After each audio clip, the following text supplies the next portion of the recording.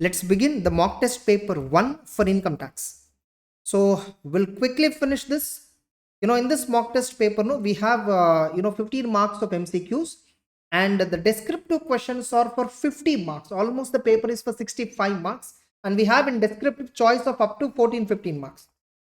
So without any delay, let's directly look into this. The first MCQ, Mr. Kamal, aged 45 years, commenced operations of business of a new 3-star hotel in Delhi on 1st April 2023. The moment they say 3-star hotel, 35 AD business, it should strike. He incurred capital expenditure of 50 lakhs on land. Land is not eligible for deduction for the above business and capitalized the same in the books of accounts on 1st April. So whatever capital expenditure, capitalized on the opening date, that is only eligible for deduction. But anyhow, land is not eligible for deduction. Further, during the year 23-24, he incurred a capital expenditure of 2 crore, out of which 50 lakh is for land, 1.5 crore is for building. Building is eligible, 1.5 crore is eligible for deduction, exclusively for the above business. The payments in respect of the above expenditure were made by account paycheck, which is a condition. The profits from the business of running this hotel before claiming deduction is 85 lakh. Okay, so 85 lakhs is the profit before claiming 35 AD deduction. Fine. He has employed 220 new employees during the year 23-24. The details are below. Oh, they have given number of employees, regular emoluments, which means they are testing you 80 JJAA deduction. Remember, if an SSC who is claiming deduction under section 35 AD cannot claim deduction under chapter 6A heading C, entire heading C deductions he cannot claim. 80 JJAA also comes under heading C. QQB, RRB also comes under heading C. Under heading C, there are many sections, but in CA Inter, we are having these 3 sections related to heading C deductions. Getting it? So here in this case, SSC is claiming deduction under 35AD, right? Technically, he cannot claim 80 JJAA deduction. So technically, he cannot claim. But if at all, in the question or MCQ, they might ask, assuming SSC is not claiming deduction under 35AD, what would be the deduction under 80 JJAA? That also they can ask. Now, so number of employees, date of employment, regular or casual, they have given, emoluments they have given. We get under 80 JJAA deduction at the rate of 30% of the additional employee cost. Additional employee cost means what?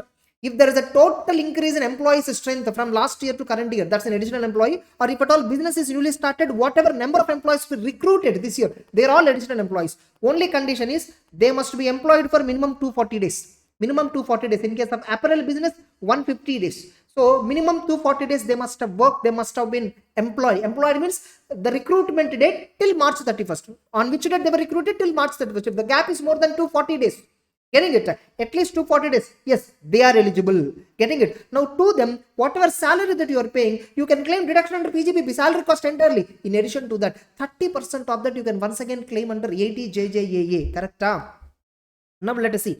All the regular employees participate in RPF. Yes, remember one more condition for 80 JJAA deduction is only an employee to whom total, by the way, monthly emoluments should not exceed 25,000. Up to 25,000 only permitted. Yes or no? If it is more than 25, suppose here it is more than 25, but it is not eligible for deduction. Getting it? So emoluments should not exceed 25,000. He must participate in recognized provident fund. He must have been employed for at least 240 days during the previous year. Then only deduction is eligible. Correct? So next, and their emoluments are paid by account paycheck. His gross revenue from hotel is 11 crore. Mr. Kamal has opted out of default tax regime. Very important. He has opted out of default tax regime, which means he can claim 35 AD deduction. If at all he is claiming 35 AD, 80 JJAA deduction he will not get. Next, Mr. Kamal also has, okay, fine. So all regular employees are participating, which means casual employees are not participating, not eligible for deduction, and this is not eligible. So regular employees is eligible for deduction, but in order to get deduction, the salary must not exceed 25. Yes, it is within 25, and they must have worked for at least 240 days. You see, from 1st June means April and May, 10 months it is there. From 1st June means obviously to 31st March, more than 240 days. From 1st July, of course, it is also more than 240 days, approximately, roughly I'm telling because I know numbers, okay. From 1st September, it is not more than 240 days. It is not more than 240 days. 1st September itself means already 150 plus days is gone. Getting it with August itself. So September to March will be less than 240 days. Getting it? Less than 240 days. So therefore, they are not eligible for deduction. So these two categories of employees eligible. So what is the total salary paid to them? Let us calculate. 40 employees. 1st June they were employed, which means 10 months they were employed during the year. 24,000 is per month salary for them. Getting it? 10 months each month 24, 40 employees. So what is the total salary cost? 40 into 10 into 24,000 is equal to 96 lakhs. Next, 1st July, 80 employees. 1st July means 9 months they were employed. Monthly salary is 24,500 is equal to 24,500 into 9 into 80 is equal to 1 crore 76 lakh about 40,000. So both put together is equal to 2 crore 72 lakh 40,000 is the additional employee cost.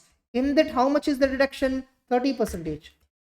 Okay, 30% means 81 lakh 72,000 is the deduction available under 80 JJAA. If at all he is not claiming 35AD. If at all he is not claiming 35AD means this deduction he can claim. If at all 35AD is there, he cannot claim. Remember. So just to be computed. Next. Mr. Kamal also has another existing business of running a 4-star hotel in Ahmedabad, which commenced operations 20 years back. When the operations were commenced doesn't matter. Is it a 2-star and above category? Yes, sir. The profits from which are 140 lakhs. Okay. So 1.4 crore profit, net profit. Getting it? And his turnover is more than 10 crore. They just gave the information 1.4 crore. And one hotel is there now 85 lakhs. Minus 1.5 lakh I will claim deduction. Because 1.5 crore billing. So 85 lakhs minus 1 crore 50 lakhs is equal to, for me, from this business 65 lakhs loss. From 3-star hotel in Delhi, I have 65 lakhs loss.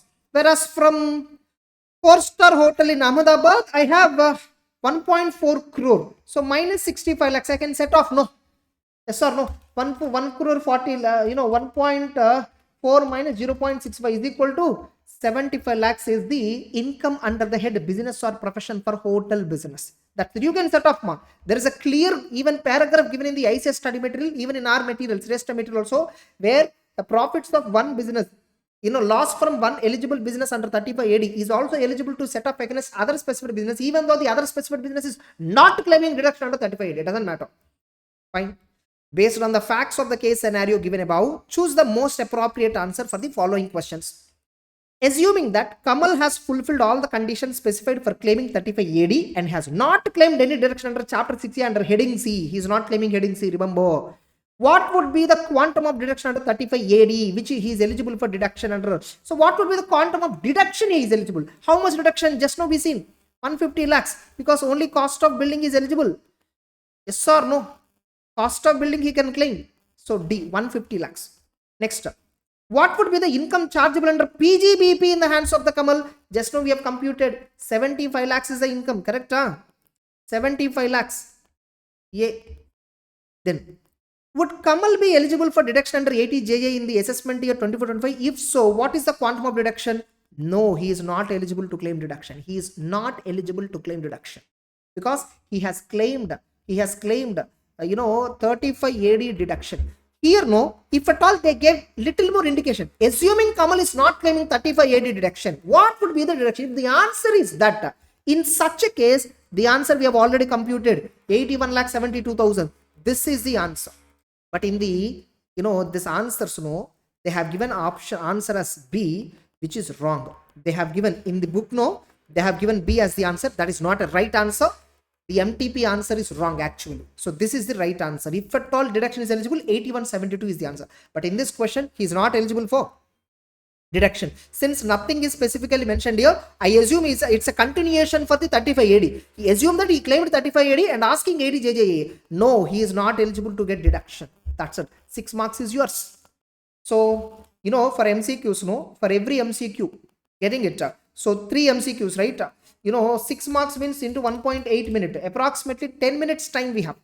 Okay, in exam, 1.8 minute for every mark, 1.8 minute. So 6 marks means approximately 11 minutes, but we solve it within 9 minutes itself with explanation, that too. Fine. Next. Next, second case study. Mr. Arind, an Indian citizen, wants to file his return of income for the previous year 23-24. Okay. He requires assistance for which he approached you. He has shared the following details relevant to the previous year 23-24. Mr. Arind owns a house property in Bangalore and the same was rented out 65,000 per month. Okay. So he has a house property in Bangalore. He rented out. To whom he rented out? To Mr. Arjun, a salaried employee. Okay. He claims that this was the only income which he earned during 23-24. Arind is having only this income. However, when you had asked his bank statement, you observed the following information additionally. So in the bank statement, some additional income is reflected. We'll see. There is a credit of 23,975 towards income tax refund, which includes 5,775 towards interest on income tax refund. Interest on income tax refund is taxable under what? Income from other sources. Income tax refund means tax paid is refund. That is not an income at all. Then, on 15th August 2023, the bank statement showed a credit of 55,000 which he claimed to have received as a gift from grandchildren on 60th birthday. Gift received from relative. Yes or no? Relative definition under gift provision includes what? 3 lenient ascendants, lenient descendants, 3 downward generations, 3 upward generations. So children, grandchildren, great grandchildren. If I receive any gift from them, it's a relative exempted, non-taxable gift. On further assessment, you were able to understand that Arind and his wife had traveled to Mauritius during the year 23-24 to spend some time with their son who is staying in Mauritius. Okay. On scrutiny of their passport and relevant documents, you concluded that they had left India on 27th September, which means 1st April to 27th they stayed. Na? So how many days up to 27th September? And returned on 31st March. You know, I think 27th September would be 180th day. 180th day. Very simple. September 27 days, August 31, July 31, June 30, May 31, and April 30. 180 days exactly they stayed. Yes or no? Generally, what is the residential status? Since if the SSC has stayed in India for 182 or more during the relevant previous year, getting it? He is a resident. If not satisfied, 60 days or more during the year, 365 days or more in the last 4 years. You see the continuation. During the 4 years preceding 23-24. So before this year, in the past 4 years, they stayed only for 320 days. Getting it? Prior to that, they had been staying only in India. Before that. So in the past 4 years, they were staying only for how many days? 320 days. So less than 182, less than this. So which means they are a non-resident. Which means what? They are a non-resident. Straight away they are what? Non-resident. We'll see once, you know, his because he's an Indian citizen, right? Whether 120 days criteria will apply, shall we check once? We'll just check 120 days criteria. 65 days multiplied by 12 is equal to 7,80,000. 7,80,000 minus 30%. 5,46,000 would be his house property income. Correct? And what about other incomes? Income tax refund 5,775. This is income tax refund. Other sources, I think total Indian sources incomes, total Indian taxable sources incomes is 5,51,000 rupees only, which is less than 15 lakhs. Therefore, 120 days criteria will not apply. Yes or no? Next. Now, directly he is a non-resident. Must straight away he is a non-resident. Based on the facts of the case scenario given above, choose the most appropriate answer to the following question. What is the most appropriate answer based on the facts above? What is the resident status of Arind? Straight away non-resident. Yes or no? He is a non-resident. Because in the current year, he stayed for less than 182 days. And in the past 60 days or more, though he stayed, in the past 365 days, he did not stay. 120 days criteria also did not apply to him. Getting it? Next.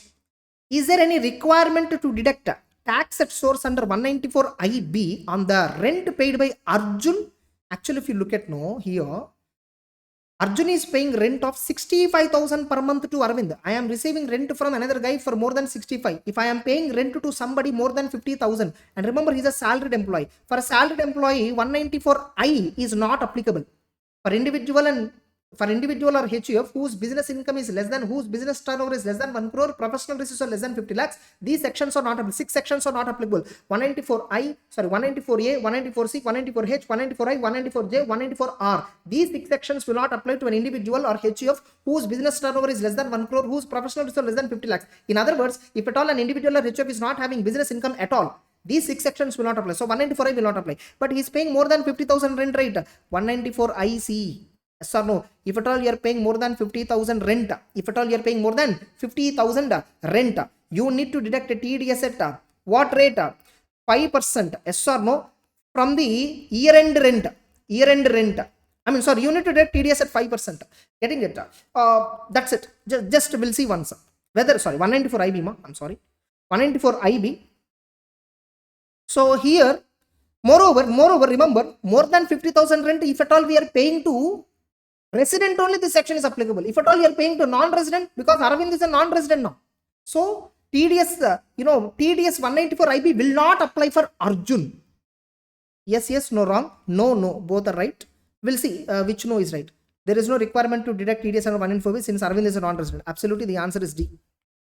We'll see A also. There is no requirement to deduct TDS under as Mr. Arjun is salary. That's wrong. Because 194 IB is applicable obviously for any employee other than individual or HO for whom business or income, business or PGBP turnover or professional receipts are more than 1 crore, more than 50 lakhs. Getting it? Not because of salaried employee. Next. So option D. Which of the following statement is correct with respect to advance tax liability of the Arind? Oh, advance tax liability, yeah, they are asking. So his income is what? 5,46,000 plus 5,775. His income is this much. So there is no other income. So 5,51,000. So let us assume he is not going for here. Did they give any 115 PAC indication? No.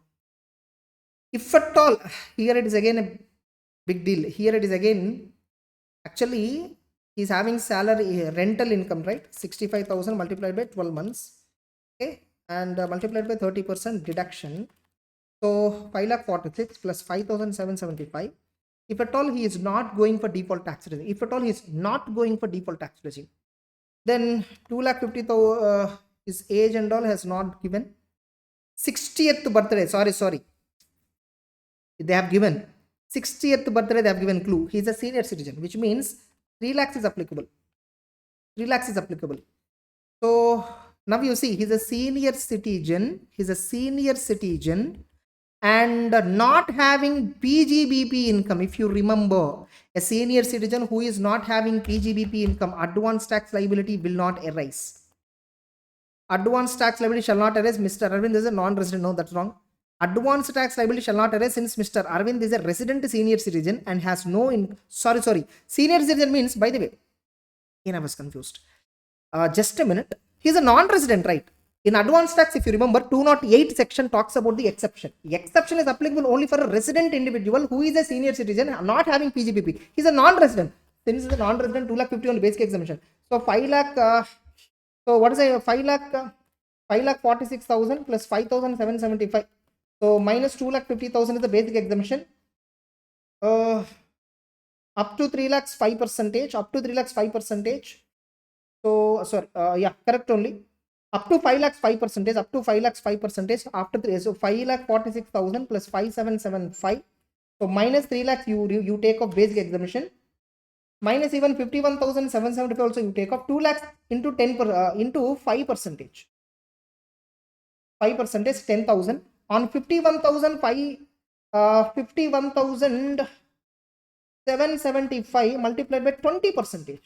Total tax liability, minimum tax liability comes 20,355. These two are the income. That itself is the total income. So since though he is a non-resident, his tax liability, his tax payable is more than 10,000 rupees. Advanced tax provision, section 207, 208, mainly talking about applicability and exemptions. So it clearly says if tax payable is exceeding 10,000 rupees, advanced tax is applicable.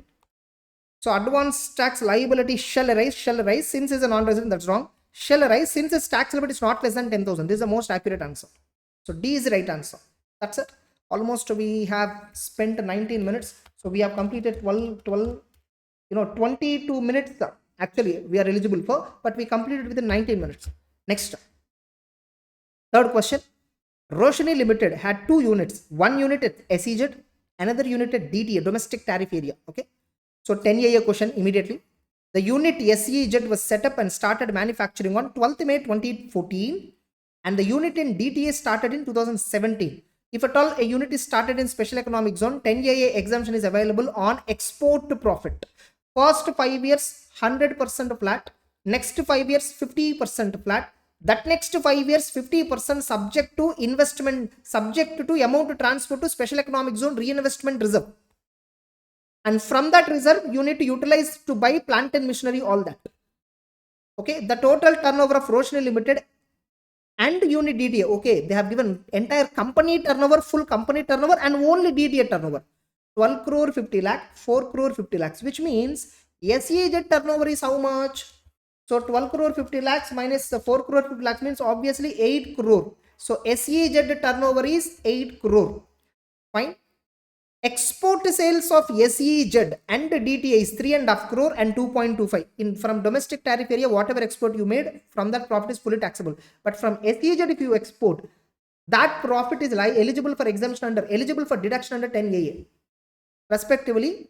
And the net profit in SEZ, that's it. Okay. So the export sales are 3.5 crore and 2.25, and net profit of SEZ and DTA is 95 lakhs and 80 lakhs. Okay.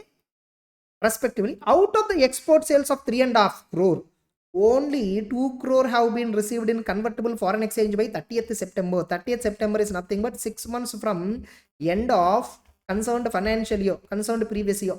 You know, this was an amendment in Finance Act 2023. As per that, earlier we don't have this restriction. Now, earlier, no, entire export profit 100% flat or 50% flat is deduction eligible.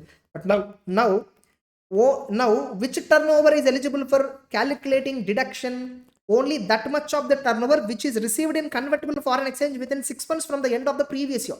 Only that is eligible. Now you see, actually, SEZ, if you check, 3.5 crore. 3.5 crore is the export turnover. Their export turnover was how much? 3.5 crore. Just a minute. Yeah, 3.5 crore is the export turnover of the SEZ. Just a minute. Total turnover of the SEZ is how much? 8 crore multiplied by 3.5 crore is export turnover, 8 crore. And what is the profit of the SEZ? 95 lakhs. So generally, how do we calculate exemption? 95 divided by 0.95 divided by 8 crore multiplied by 3.5. So generally, if you calculate, no, you will get answer 41,56,250. That's wrong actually. Getting it? Remember, they started in 2014-15 year. Right now, we are calculating exemption for which year? Obviously, they didn't specifically mention, but 30th September they received means probably 23-24. 23-24 year.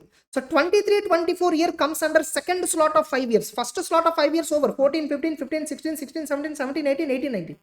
19, 20, 20, 21, 21, 22, 23, 24. We are in the 9th year. 9th year means we are eligible for flat 50% deduction of export profit. That to which export profit? Only that export profit attributable to export turnover recovered within India in convertible foreign exchange. Only the profit on the turnover that is received in convertible foreign exchange within 6 months from the end of the year, only that is eligible. Now, for this, no, I'll do a rough calculation. For this, I'll do a rough calculation. So, what is it told? What is the export turnover? 3.5 crore. Is this entire turnover eligible for exemption calculation? No. How much is received in convertible foreign exchange? Only 2 crore is released. What is the total turnover? 8 crore. Okay, only 2 by 8 is eligible. Multiplied by, what is the profit of the SEZ? 95 lakhs. So 95 multiplied by 2 by 8 is equal to 23.75 lakhs is eligible for, is the profit of the export profit related to export turnover that is recovered in convertible foreign exchange. On this, 100% is not eligible because we are in 9th year. 50% is only eligible, multiplied by 50%. So 11,87,500 is the deduction available. So I think it's little complex problem. Just once again replay, you will understand. So the answer is C. The option is C. So remember this crux, only if the export turnover is realized in convertible foreign exchange within 6 months from the end of the previous year, only that much turnover related export profit from the SEZ is only eligible for exemption. And on that, 100% or 50%, the second question. What would be the tax liability of Miss Savita, a resident who attained the age of 60 years on 1st April 2024? So 1st April 2024, which means in 23-24 previous year, In 23-24 previous year, she is still less than 60 only. Na? 1st April 2024 means 24-25 she became a senior citizen. Whereas 23-24 she is a normal citizen. Fine, we'll see. On the total income of 7,25,000 comprising salary income and interest on FD under default tax regime. If it is default tax regime, whether you are a senior citizen or normal citizen, doesn't matter. So this the date of birth and all not even required now. So getting it. So 7,25,000. So she is having 7,25,000. I hope you have watched amendments all that on this default tax regime. So 7,25,000 is the total income. So step number 1. Actually, first let's calculate tax on the default tax regime. So first 3 lakhs 0. Next 3 lakh 5%. Next balance 1.25 lakh 10%. What is the basic tax payable? So 15,000 is equal to 15,000 plus 12,500. What is the basic tax payable? 27,500. Now she is eligible for rebate under section 87A. Actually, rebate under default tax regime is eligible up to 25,000 rupees if the total income is not exceeding 7 lakh. Suppose if at all total income is exceeding 7 lakh, check rebate like marginal relief computation. So total income how much? 7,25,000 minus 7 lakhs is equal to 25,000. I explained this in amendments class very clearly. If at all you don't know this concept, please go ahead and watch amendments class. Getting it? Step number 2. Step number 2. What is the tax on total income? This one. 27,500. Step number 3. If step number 2 is more than step number 1, yes, of course, this value is more than step number 1, then rebate is equal to step number 2 minus step number 1. 27,500 minus 25,000. So rebate is 2,500. So rebate is 2,500. So what is the balance tax? 25,000 plus 4% education says 26,000 is the final tax liability. If you do not understand this computation, please go and watch the amendments class. That's it. I hope you understood. So the answer is B. That's it. So question number 4, B. Question number 3, C. And second question, C, D, D. Second question, okay, D, D. And here C, correct. C. First question BAD. I think I already told you. Here it is answer actually A.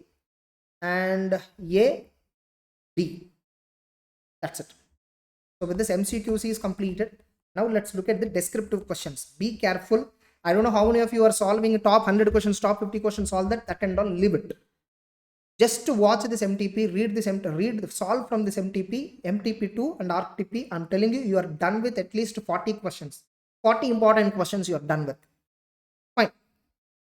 Attempt any 2 questions from the remaining 3 questions. So they'll be given. First question is compulsory, and then after remaining 3 will be there. Any 2 you have to attempt.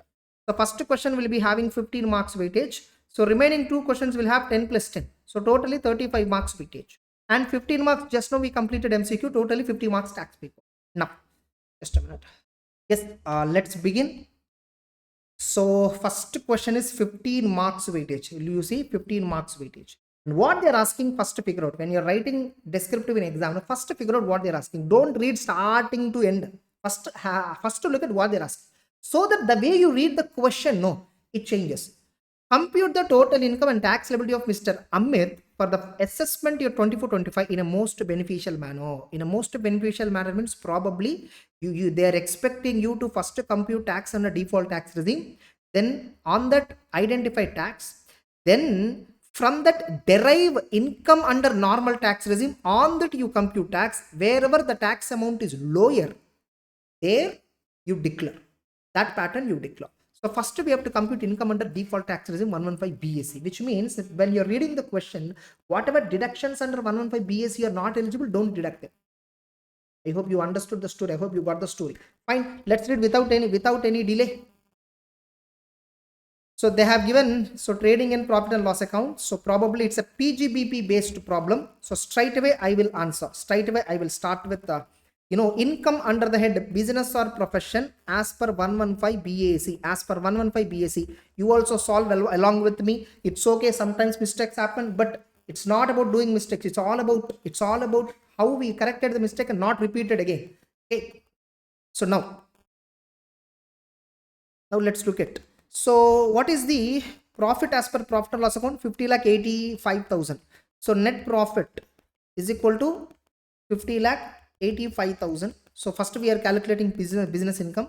Now from that, so generally we'll see opening stock allowed, purchases allowed, freight and allowed, bonus allowed, rent allowed, advertisement allowed, bad debts allowed, interest on loan allowed, depreciation is also allowed. But we'll add back depreciation because we don't know what is the depreciation permitted as per Income Tax Act. So we'll add back, we'll add back depreciation. How much is the depreciation? So 107,250. So 1,07,250. I am calculating under 115 BS, remember. Then GST paid. Then I said paid. Allowed. Salary 5,50,000 allowed. Miscellaneous expenses allowed. And credit side. Sales taxable under PGBP. Closing stock, of course, taxable under PGBP. Gross profit. Okay. Income tax refund. That is not a PG.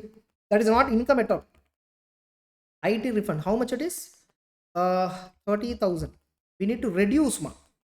Okay. Next, warehousing charges. Income under PGBP only. That's it. Now, the following information related to following or the further information.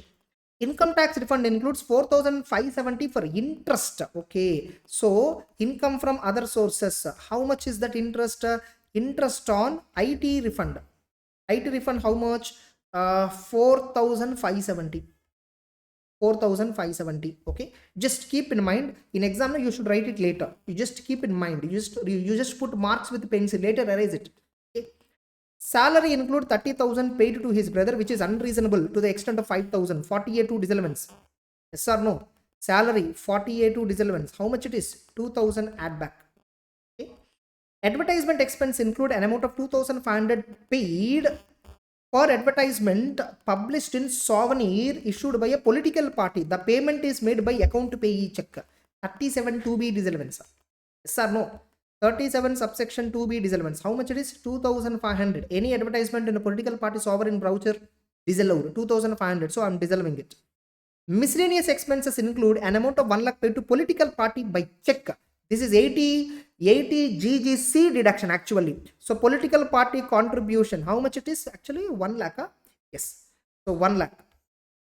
Then, so this remember we have to claim under 80 GGC. Remember. By the way, when you are claiming chapter 6 reduction, why you will get this? First we are computing on a 115 BSc, na?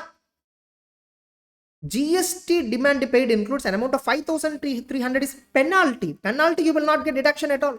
Yes or no? GST penalty. How much it is? 5,300. Add back. And delayed filing 12,750. Interest is paid. Interest on delayed payment is allowed. It's a general business expenditure allowed. Amit had purchased a warehouse building for 20 lakhs in rural area for purpose of storage of agricultural produce. Oh my God. Okay, so he is having 35 AD business, warehouse, storage of agricultural produce, warehouse for storage of agricultural produce, cold storage, cold chain facility for storage of agricultural produce, 35 AD business. Yes or no? 100% capital expenditure eligible. But when we are computing on a 115 BSc, we can't claim 35 AD deduction. Instead of that, on this 20 lakhs building, can I claim deduction? Can I claim depreciation? Yes. This was made available for use from 15th July. Okay. So he has purchased building on 20 lakhs. Okay, available for use from 15th July. And the income from this activity is already credited to P&L. Okay, so warehousing, sugar, storage of sugar and all. I mean, storage of agricultural produce is credited to P&L. Warehousing charges, all that. So it is available for use from 15th, July. I think related to this. Okay, let's look at the next point also. Depreciation under income tax works out at 65 days, excluding depreciation on the warehouse. Oh, they gave clearly. Excluding depreciation, income tax depreciation, how much actually? Just I'll move it little down. Minus depreciation under section 32. How much it is? 65,000. Depreciation on building. How much is the depreciation on building? 15th July means more than 180 days it is used. So full 10% you can claim. 20 lakhs multiplied by 10%. How much it is? 2 lakhs. That's it. Then one more thing. Sorry. Still it is there. Interest on loan. So here they debited some interest on loan, right? That one.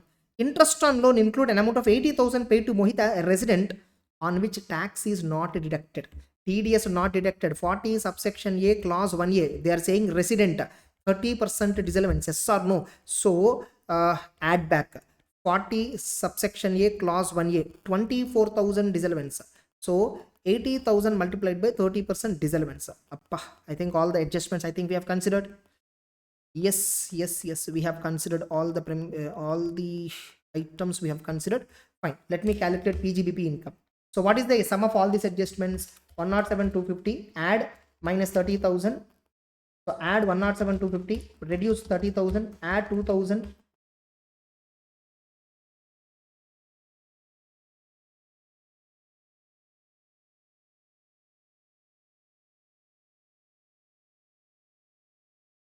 So do check very clearly. 53 950 net effect, getting it? So once again do check clearly. So 107 add 30,000, 107 add, okay, minus 30,000 plus 2,000 plus 2,500 plus 1 lakh minus plus 5,300 minus 65,000 minus 2 lakhs plus 24,000.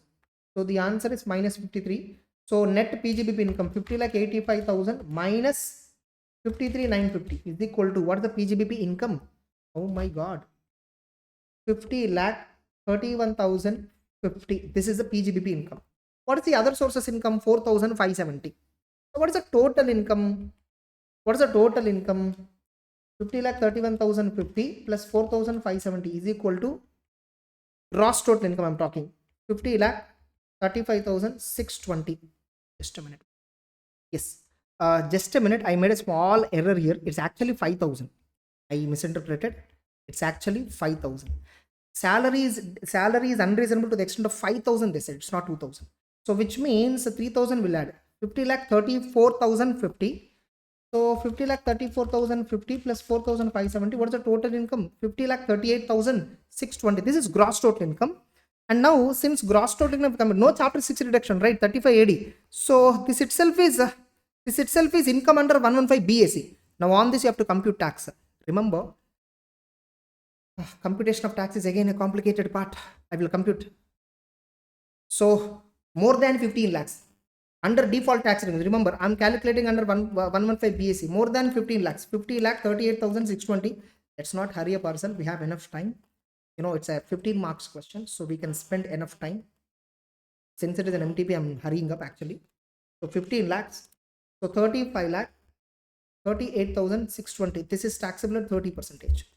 And up to 15 lakhs, the tax amount comes 1,50,000. I hope every one of you are aware of it. Up to 15 lakhs under default tax regime, the tax amount is 1,50,000. So 35, 38, 620 multiplied by 30% is equal to 106. 10,61,586. So total tax amount is how much? 10,61,586 plus 1,50,000. 12,11,586. Remember, here total income is more than 50 lakhs. Surcharge is applicable at 10%. So no. So basic tax is how much? 12,11,586 plus obviously surcharge is applicable into 10%. How much? 1,21,158. But remember, here marginal relief is there. Marginal relief is there. Sir, no. So marginal relief is there.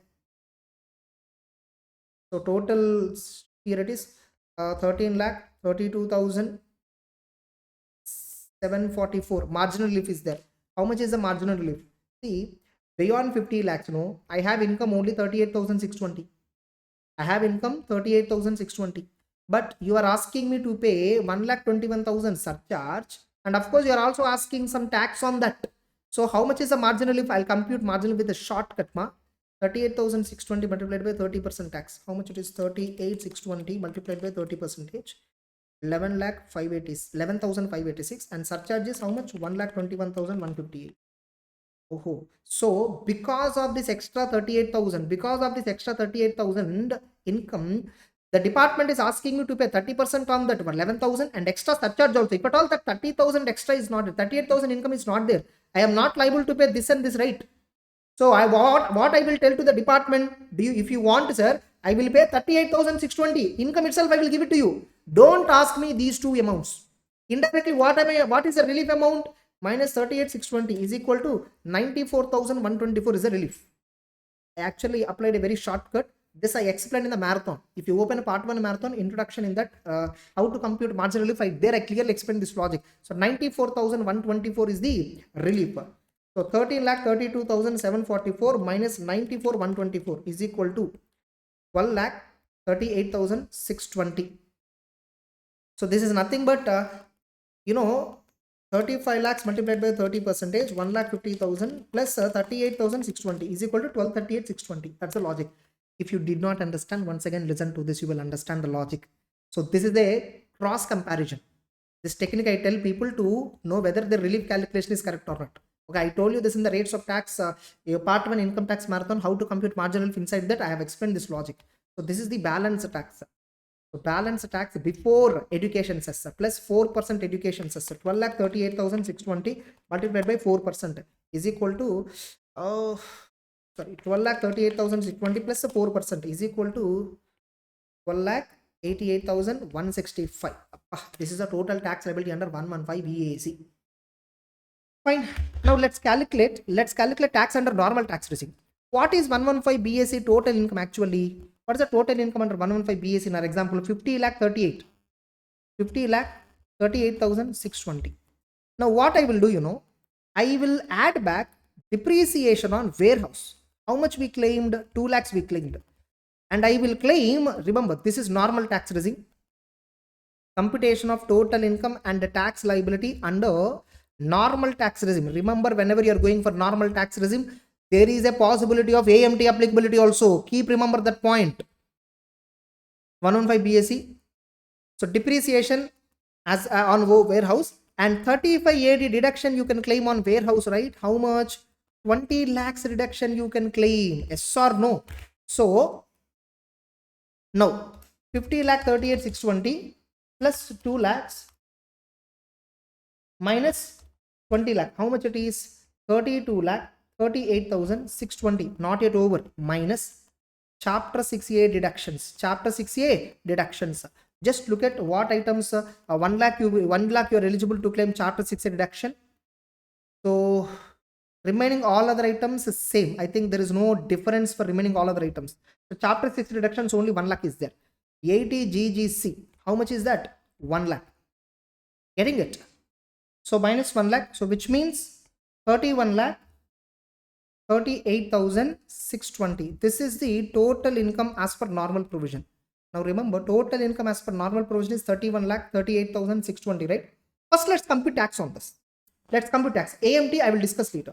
So 31 lakh 38,620, right? On this tax is how much? Now what is the age of the SSE here? What is the age of the SSE? So I think age of the SSE has not been given anywhere. So let's assume normal citizen. So up to 10 lakhs, what is the tax amount? 1,12,500 basic tax only. So on the balance amount, 21,38,620. 21,38,620 multiplied by 30% is equal to, so 6,41,586. So what is the total tax? 6,41,586 plus 112,500. Well, this is not a easy problem. So 7,54,000. This is the total basic tax plus there is no surcharge because total income is less than 50 lakhs. So directly education says 4% is equal to 7,84,250 rupees. That's it. This is the tax under normal tax regime. But remember, since SSE claimed 35 AD deduction, 10A, 115 JEE AMT provision is applicable. As per that, you need to compute adjusted total income now. So what is the total income as per the computation? 31,38,620. For that, we need to add back 35 AD deduction. What is the 35 AD deduction? 20 lakhs. Which means you are not eligible. As per AMT provisions, you can't claim 35 AD, but you can claim depreciation on that minus 2 lakhs. So that's it. So 31,38,620 plus 20 lakhs minus 2 lakhs. Thank God. It is only 49,38,620. If at all it is more than 50, again we have to compute surcharge marginally for all that. 49,38,620. So this is the adjusted total income. On this, what is the tax amount? 49,38,620 multiplied by 18.5%. How much is that? 9,13,644 plus 4% cess. 9 lakh 4% cess is equal to 9 lakh 50,190. This is the minimum tax that you have to pay by cash, by challan. Yes or no? No, by the way, this is the AMT. So this is a normal income tax. Of course, you have to pay this much minimum. Getting it? Now, moreover, let us look at the default tax regime. Under default tax regime, 12,88 is there. So obviously, which is the most beneficial manner? They are asking, compute the total income tax liability in the most beneficial manner. So it is better for the SSC to declare income under normal provisions, where he is liable to pay AMT worth of 9,50,190. Now he has to pay. But since AMT is more than regular income tax of 7,84,250, the excess amount is called as what? MAT, AMT credit. I am getting the word MAT credit because MAT is for companies. In CA final it will be there. 950,190 minus 784,250 is equal to 1,65,940 is AMT credit. So it is advisable for the SSC to declare income under normal tax regime, where he is liable to pay a MAT amount, AMT of 9,50,000. Since AMT paid is in excess of normal tax calculated as per normal provisions, the excess amount is treated as AMT credit. That's it. And remember here, under 115 BAC, once for a year you opted out. Here we are declaring by opting out 115 BAC. That's the answer. You can never get back to 115 BAC again. Keep remember. You need to write even that note point in exam. Remember, it is advised for the it is advised for the SSC to remember this point, that if the SSC has opted out of 115 BAC, getting it under default tax regime while declaring income under the head PGBP, yes or no, he can never declare under 115 BAC again. Yes or no? That's it. So now look at the answer once. So total income under 115 BAC, 50,38,000. Just a minute. 50,38,620, correct? What is the tax on that? 12,88,170. Very good. 12,88,165 rounded off to nearest 10 rupee, 170. Then what is the marginal fee computed? See, this is steps and all presentation purpose. You need to follow the same presentation. Computation of total income under normal provisions of Act. They did computation separately, ma. They did computation for 35 AD business separately, and other than 35 AD business separately they did. So 50 and add back depreciation less this one. So this much is the less warehousing charges. They deducted entire warehousing charges completely, because warehousing charges credited to P&L is an income under specified business. No, so this is a normal business income. Warehousing charges is exclusive specified business income under deduction. So under 35 this much business income, 32 and 1 lakh deduction, 31, 38, 620 is the net income. So 31, 38, 620 is the net income. On that the total tax amount is 784,250. Understand, see whether you 784,250, absolutely right. And AMT we calculated already. Adjusted total income 49, 38, 620. Let me see that. Correct only. 49, 38, 620. Minimum tax 9,50,190. AMT 950,190. That for us also same. We got 950,180. Correct. 950,180. Correct. So what is the MAT credit? MAT credit how much? 165,940. I think we calculated 165,940. And here I think they have not given this point. So if the SSC has declared, if the SSC has exercised the option of shifting out of 100 BAC while declaring income under, while declaring income, where SSC is having business or profession income, he cannot get back. He cannot exercise the option once again under 100 BAC for subsequent all assessment years, unless he discontinued business itself. So that point also you should write. That will also merit, probably. So how many marks we have completed till now? 15 plus 15, 30 marks we have completed. So 30 marks multiplied by 1.8 is equal to 54 minutes. So 54 minutes, within 54 minutes we should be able to solve entire this, but we completed within 49 minutes. Now immediately you may say, sir, in exam you do present, no, it will take much more time also. It's okay, but I am explaining, no. So my explanation in this 49 minutes compensate your presentation time. That's it. Next, just a minute, 2 minutes, I'll take rest. Next, I'm very bad in picking the amounts, and actually you saw, right, first problem. Still it's 5,000 clearly there, but I took wrongly 2,000. This kind of mistake only I do from the beginning. Because no, I think very fast. That's the actual problem with me. I think very fast, I solve very fast. That's the problem. So even in calculator, sometimes it shows 12 lakhs, but I'll put 22 lakhs by mistake. So, but in exam and all, I will not do that. Maybe in the classroom and I'm explaining only because of my thinking is fast, because I need to cover many points. That too, in this video I'm going to upload on YouTube. So what I have to ensure, MTP video students have to watch within shortest time possible, so that they'll have more time for the preparation. So with that objective, I'll be thinking fast. So excuse me if at all I pick any wrong number. Next. So Mr. Akash, an Indian citizen aged 45 years, worked in XYZ Limited in the Delhi. Okay. He got a job offer from ABC Incorporation, California on 1st June 2022. He left India for the first time on 31st July 2022 and joined ABC Incorporation on 8th August 2022. He left India, Indian citizen leaving India for employment. Condition B2 will not apply if at all he visits India later on. Remember, residential status. During the year 23-24, Mr. Akash visited India from 25th May to 22nd September. So 25th May to 22nd September, Indian citizen visiting India. So 25th May means obviously 7 days in May, 7 days, 6, 7, 8, 9, 10, 1, yeah, correct. 7 days in May, 30 days in June, 31 days in July, 31 days in August, September 22 days. So totally he stayed for how many days? Actually 121 days. Yes or no? Date of entry, date of exit, both must be counted. Yes or no? He has received the following incomes for the previous year. So 120 days. Remember, 120 days logic may be tested. Getting it? So condition 1 is not satisfied. Less than 180 days. Basic condition 1. Basic condition 2 will not apply. Basic condition 2 will not apply. But an Indian citizen who is visiting India, getting it? An Indian citizen who is visiting India, only for a person visiting India, 120 days criteria we will apply and check B2 condition. Yes or no? So salary from ABC and having income other than foreign sources, means Indian sources, exceeding 15 lakhs. He is a resident and ordinarily resident. Correct? Salary of ABC Incorporation, California, received in California. This is foreign income. Dividend from Indian companies. This is Indian income. Agriculture income from land situated in Nepal, received in Nepal. This is not a foreign income. Rent received or receivable from house property in Delhi, 5,50,000. This is rent received. This is not income. Minus 30% flat deduction. 3.85 lakh is the income. Profits from profession in California, which was set up in India, received there. Profits from profession in California, which was set up in India and received there.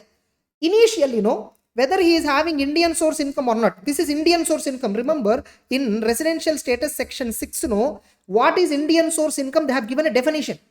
What is other than foreign sources or is nothing but what is Indian source income? They have given a definition. Inside that they clearly mentioned. Profession set up in India is a income from Indian source for the purpose of calculating 15 lakhs limit. In section 6, this is considered as Indian income. Indian income. Yes or no? So fine. So this is Indian income. Now let us total all this. Let's total all this 5 lakhs. 5 lakhs. 3.85 and 6 lakhs. 6 lakhs plus 3.8, 6 lakhs plus 3.85 plus 5. Altogether, 14.85 lakh is this Indian source. Remember, I'm not talking taxable income. I'm talking Indian sources income. Now you see, he stayed for more than 120 days in India, but Indian income source is less than 15 lakh. Therefore, that criteria also not satisfied. He is a non-resident now. Right now, until now, whatever I explained you is to decide residential status. He stayed in 121 days. A person is treated as resident in India even if he stayed in 120 days and above and having Indian sources income of exceeding 15 lakh. Getting it? Then he is treated as again resident but not ordinarily resident. Resident but not ordinarily resident. But here, Indian sources income's total is 14.85. Immediately you may say, sir, profession which was set up in India, no, that is taxable only for ROR, right? I am not at all discussing about ROR, RNOR, taxable part. I am not discussing about taxable part. This income, right now I only considered it for deciding what is total of Indian source income. Now, determine the residential status. Okay, so Indian sources income is less than 15 lakh. He stayed though for more than 120, but less than 15 lakhs Indian source income is there. He is still non-resident.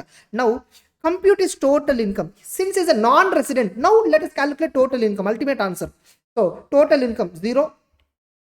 Total income 0, 5 lakh, 3.85 for a non-resident, section 5, scope of total income. For RNOR only, for ROR, global income is taxable. For resident but not ordinarily resident, business controlled from India, profession set up from India is taxable. For a non-resident, if source of business is outside, receipt is outside, control is from India or setup is from India, doesn't matter, not taxable. This is not taxable. So total income is 8.8 lakh, 8.85 lakh. That's it. So look at the answer for the explanation detailed part. You see here, 6.1 for a period of 180 days or more in the relevant year, only that will be applied. Yes or no? Other than income from foreign sources not exceeding 15 lakhs. However, if such person has a total income other than income from foreign sources exceeding 15 lakh, total income other than foreign source means Indian source income. He would also be a resident if at all he is in India for 120 days and 365 days or more in the past 4 years. Here he stayed for more than 120 and 365 or more in the past 4, but his total income from Indian sources less than 15 lakh. Yes or no? In such a case, he is resident but not ordinary. So income from foreign source means income which accrue or is outside India, except derived from business or profession controlled or set up from India. Income controlled from India or set up from India is treated as Indian source income. I'm not talking about taxability. Remember, I'm only talking about is it Indian source or foreign source, which is not deemed to accrue or arise in India. So income which is not accrue or arise in India is not an Indian income. So which accrue or arise outside India is also not an Indian income. Which is accrued or received in India is Indian income. Getting it? In this case, the total income other than income from foreign sources is salary is completely received outside India. Therefore, non-resident is not taxable. Dividend is Indian source, so fully taxable. Agriculture income received in Nepal, accrual outside, receipt outside, so not taxable. Rent after flat 30% reduction, 3,85,000 is taxable. Profit from profession California, which was set up in India, so 6 lakhs. This is considered total income other than foreign sources. So first what that is, they are computing income from other than foreign sources. Since it is less than 15 lakh and though he stayed for more than 120 days, but it is not exceeding 15 lakhs, he is a non-resident. For a non-resident, what incomes are taxable? Source must be in India or receipt must be in India. Only then it is taxable. Sir, business is controlled from India. Profession is set up from India. Not taxable. Excellent problem. It is not even there in the ICA material, study material. One of the excellent problem. Those of you who miss MTP will, if at all this exam comes in question, if at all this question comes in exam, they will definitely do a mistake. This kind of question. That's why always the first priority is MTP, RTP after revising the entire provisions. Some students blindly start solving 50 problems, top 100 problems, blindly they are doing. That is not at all a right approach. You only understand the same problems, but now the problems, the way they are asking is being completely changed in the new scheme. Next, TDS implications. Examine and compute liability for TDS, if any, in the cases given under for the financial year 31st March 2024, 23-24 previous year. State Bank of India pays 70,000 per month and 60,000 per month as rent to central government and to Kunal. Any payment of rent to central government, all that section 196, TDS is exempted. Yes or no? Remaining 60,000 they are paying, means 12 months they are paying 7,20,000, which is more than 2,40,000. TDS at 10% is applicable. Yes or no? So Mr. Kunal, the bank has to deduct 10% TDS, which is 72,000 total TDS amount. Then another one, payment of 2,50,000 to Deepak, a transporter who owns 8 good carriages through previous year. So if a goods carriage vehicle is having less than 10 throughout the previous year, it's a small goods carriage vehicle. Accordingly, 194C will not apply. But he does not furnish the PAN. In such a case, flat 20% deduction will apply. 50,000, 2,50,000 multiplied by 20% because of non-furnishing of PAN. 50,000. That's it. Please read the answer. It's an easy question. So next, third question. Mr. Sahil, a resident individual, 40 years, is an assistant manager of Ros Limited. He is getting a salary of 55,000 per month. During the previous year 23-24, he has received the following from the employer. Okay, this is completely salaries based problem. First, look at the actual question. Compute the income under salaries of Sahil for the assessment year if he is paying tax under default tax regime. Okay, straight away default tax regime question, 5 marks question. Fine. So let's straight away, what is the actual amount they're asking? Compute income if is paying tax. Only income they're asking, they are not asking tax computation. So that's it, only income computation they're asking. So basic salary is how much? 55,000 multiplied by 12 months. So 55,000 multiplied by 12 months is equal to 6,60,000. Dearness allowance how much? 10% of the basic pay, which forms part of the retirement benefit. So DA forming part of the retirement. So DA for retirement 66,000. Then bonus 60,000. Then fixed medical allowance of 50,000 for meeting. All allowances are fully taxable. Medical allowance is fully taxable. 50,000. 50,000 only na? Correct only na? He was also reimbursed. He was also reimbursed the medical bill of his mother dependent on him amounting to 6,500. Medical reimbursement fully taxable. How much it is? 6,000. Medical reimbursement 6,500. Mr. Sahil was provided laptop for official and personal use. Laptop was acquired by the company. Usage of laptop, usage of mobile asset, usage of laptop, zero perquisite. Zero perquisite. Yes or no? For remaining all other assets given for usage owned by the company, 10% per annum of the original cost. Suppose the company taken the asset on rent and then given to the SSE for usage, actual rental charges is the perquisite. So laptop usage is zero. A domestic servant at a monthly salary of 8,000 which was reimbursed. So obligation. So domestic servant obligation 12 multiplied by 8,000 is equal to 96,000. 96,000. Thank God they didn't ask RFA in this. But in MTP2 RFA is there. Ros Limited allotted 700 equity shares in the month of October 2023 at 170 per share against the fair market value of 280 per share on the date of exercise of the option by Sahil. The fair market value was computed in accordance with the method prescribed. Okay, so equity shares were allotted already. So allotment of equity shares. Allotment of equity shares. What is the fair market value? So 280 minus 170. 280 minus 170 multiplied by, so 280 is the market value, 170 only we gave. So which means the difference, how much is the difference? 110 rupees worth of benefit we gave. How many shares? 700 shares. 700 shares. 700 shares multiplied by 110. Approximately 77,000 rupees is a perquisite on account of sweat equity shares, all that. I mean equity shares. Profession tax of 2,200, out of which 1,400 was paid by employer. Whatever profession tax paid by employer, profession tax paid by employer is a perquisite na. 1,400 is, is treated as income. So is there any other information? That's it. So what is the gross salary? Remember, we need to compute total income.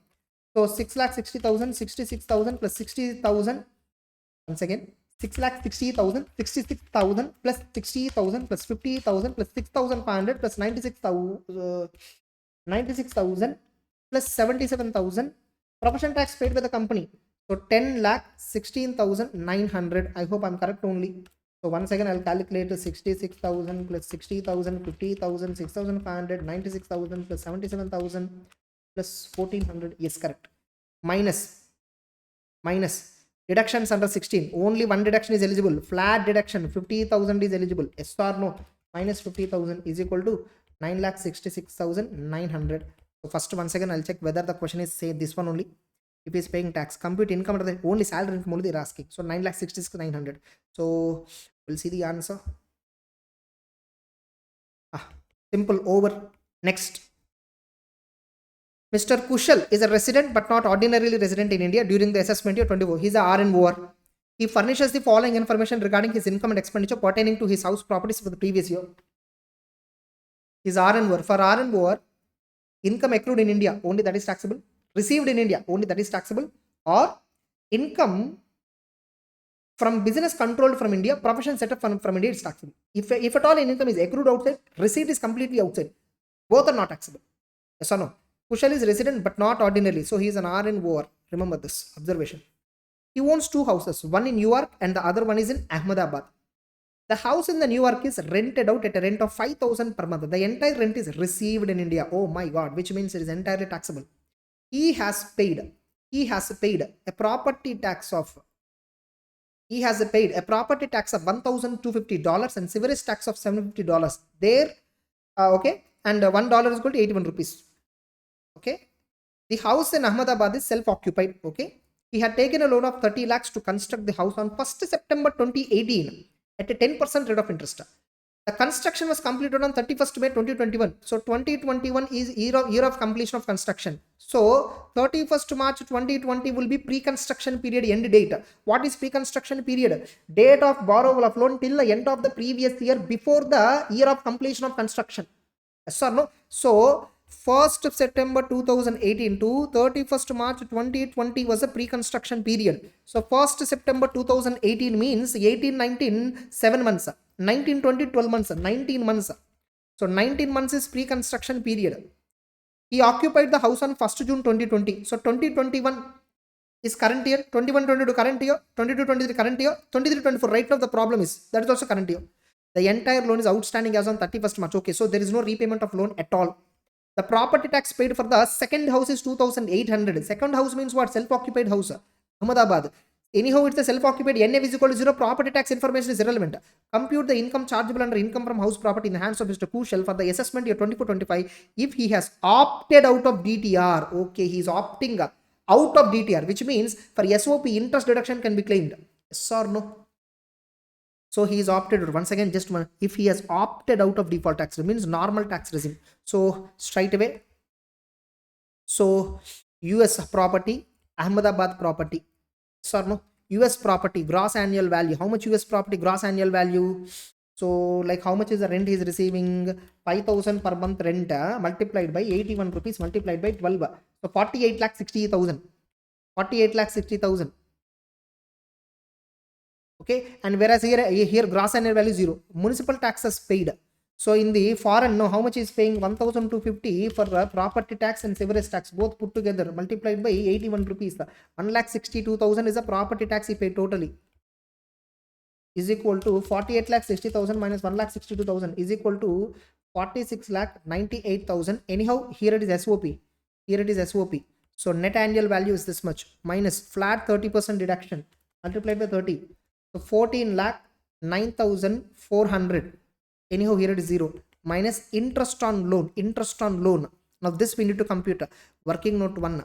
So interest on loan for US property, they have not given any loan related information. So straight away. So working note 1. So interest on loan computation for Ahmedabad property, which is self-occupied property. Pre-construction period installment. So no, what is the pre-construction period? 1st September 2018 to 31st March 2020, which is 19 months. 30 lakhs is the loan, 10% is the rate of interest, 19 by 12. How much is the total PC pre-construction period interest into 19 by 12? Total pre-construction period interest is 4,75,000. This can be claimed in 5 installments, which is each installment is 95,000. Correct? So 95,000 from which year? So first installment 2021. Second installment 21-22, third installment 22-23, fourth installment 23-24. Right now we are claiming fourth installment. So 95,000 is fourth installment eligible for deduction.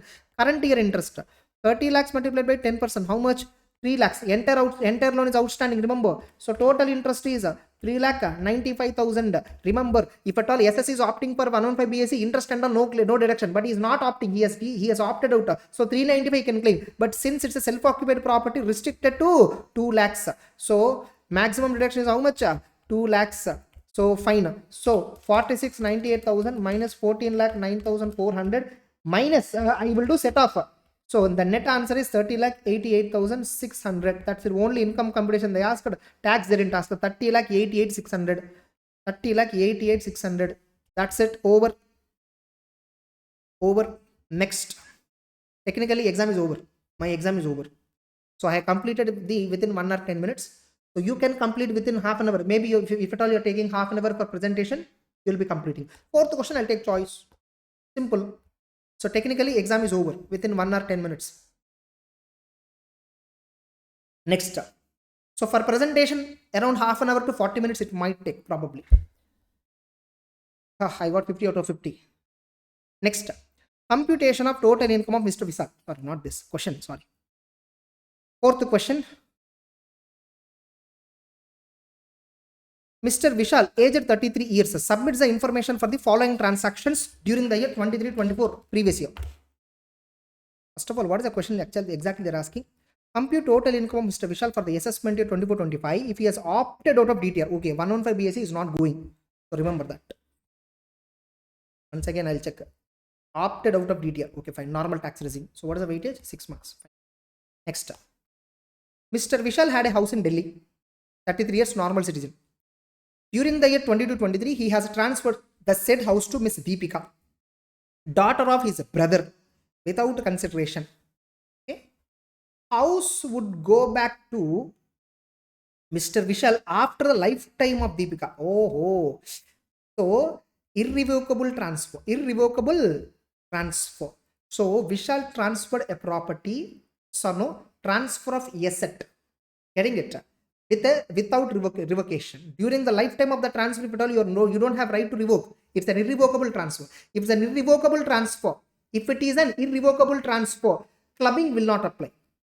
The transfer was made with the condition that 10% of the rental income from such house shall be paid to Mrs. Vishal. Oh my God, this is indirect transfer. 64 subsection 1 clause 6.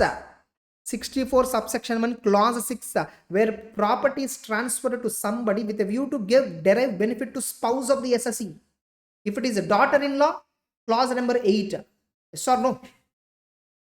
Rent received by Deepika during the year was entire rent is subject to clubbing. Entire rent, because no, see what is a revocable transfer? Any transfer, if transfer of asset under revocable transfer, the transferor is liable to pay the tax on that income. That income is subject to tax in the hands of the transferor. When it is not a revocable transfer, if the transfer is not revocable within the lifetime of the beneficiary, plus you are not getting any benefit from that. Here 10% benefit you are getting, so you can't apply 61, 62, 63 that provision. So you can't apply that exception. So which means no doubt clubbing will apply. That too, here the benefit is to your spouse, indirect benefit to your spouse. So 64 subsection clause number 6, read with 60. Getting it? 61, read with 61. Revocable transfer, clubbing will attract. Entire 5,50,000 will be taxed in the hands of the Vishal. By the way, this is a rental amount received. So this is rental amount received. So income from house property, gross annual value is equal to how much? 5,50,000. Municipal taxes information and all, nothing they gave. So straight away, this itself is a NAV. So minus 30%. Remember, this is taxed in the hands of Vishal only. 5,50,000 minus 30%. So house property income is how much? 3,85,000 income from house property. Very important observation. Please replay once again the video if you want. Mr. Vishal holds preference shares in A Private Limited. He instructed the company to pay dividends to Miss Chandni, daughter of his servant. Okay. The transfer is irrevocable for the lifetime of the Chandni. Dividend derived by Chandni during the year was 4,50,000. Transfer of income without a transfer of asset. Section 60. Taxable in the hands of the transferor. Here, you just instructed the company to pay the dividend to so and so person. You just transfer the income without transferring the asset. 60 will apply. Here, see, revocable transfer of asset happened during the lifetime. Asset itself I can't get back. That's an irrevocable transfer. 62 exception will apply. No clubbing. But here you didn't transfer asset itself. You just transferred income. That is not permitted. So clubbing will apply. 4,50,000 is taxable in the hands of income from other sources. 4,50,000 is taxable in the hands of Vishal only. Mr. Vishal has a short-term capital loss of 16,000 from sale of property and long-term capital gain. So a short-term capital loss can be set off against long-term capital gain. Balance short-term capital loss, no? It can only be set off within the head's capital gains. You can't set off capital losses with other heads. So you can carry forward 1,000 rupees. That's it. Next. Other incomes or losses. Interest from savings bank account. Other sources. Savings bank interest. How much it is? By the way, 1,75,000. Then cash gift of 75,000 received from daughter of his sister on the birthday. My sister is covered under relative. My sister's daughter is not covered within the definition of relative. 75,000. Since the gift is more than 50,000, fully taxable. Yes or no? So cash gift. Next. Income from betting 25,000. Taxable. Income from card games 46,000. Taxable. Loss from maintenance of race horse. Loss from maintenance of race horse. 74A. You can only carry forward for 4 years. You can set up only against income from owning and maintaining race horses. Compute the total income. Over. Answer is over. So what is the total income? 3,85,000 plus 4,50,000 plus 1,75,000 plus 75,000 plus 25,000 plus 46,000 is equal to 11,56,000.